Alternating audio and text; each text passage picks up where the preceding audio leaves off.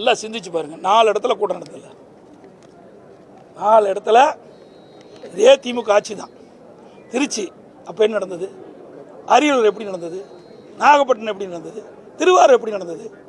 அப்போல்லாம் அந்த அரசாங்கம் என்ன கும்பகரணமாக தூங்கிட்டு இருந்ததா? செஞ்சீங்க. ஒரு அரசு தான் எல்லா பொறுப்பும். ஒரு அரசு தான் ஒரு கூட்டத்துக்கு தக்க பாதுகாப்பு கொடுக்க வேண்டும். அதில் ஏதாவது குறைபாடு இருந்தால் அந்த கட்சி தலைவர் குறைச்சி இப்படி இருக்குது, நீ சரி செய்யுங்க அப்படின்னு சொல்ல வேணும். அப்புறம் மாவட்ட நிர்வாகம் இப்படி பல இடத்துல நடந்திருக்குது. இப்படிப்பட்ட கூட்டம் கூடுது, இதற்கு எப்படிலாம் நடைமுறை பின்பற்ற வேண்டும் என்ற கூட்டத்தையெல்லாம் எதுவுமே கூட்டலையே, எதுவுமே செய்யலையே. நிகழ்வு நடந்து விட்டது.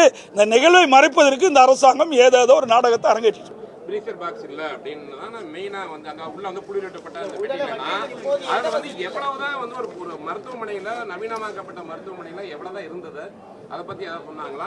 ஏங்க இவ்வளோ மருத்துவர் அழைக்கிறேன்னு சொல்றீங்க, குளிர்சாதன பெட்டி இந்த அரசாங்கம் நினைச்சா வராதா? ராத்திரியா மீட்டிங் போடுறீங்க. ராத்திரி என்ன மக்கள் என்ன தமிழ்நாட்டு மக்கள் ஒன்றும் தெரியாதவங்களா? நல்லா சிந்திச்சு பாருங்க. எவ்வளோ டாக்டரை வரவழைக்கிறீங்க. இந்த குளிர்சாதன பெட்டியை ஒரு 41 பெட்டி வரவழைக்க முடியாதா? கரூர்லேயே 10-15 இருக்கும்.